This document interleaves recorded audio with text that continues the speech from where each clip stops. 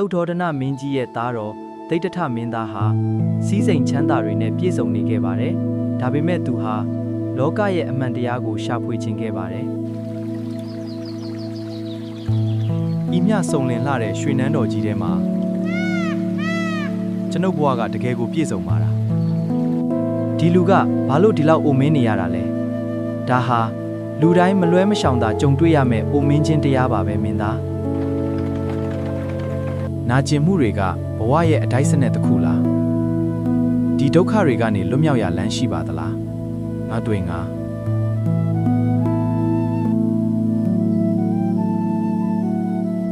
ဘဝရဲ့အမှန်တရားကိုသင်သိပါသလား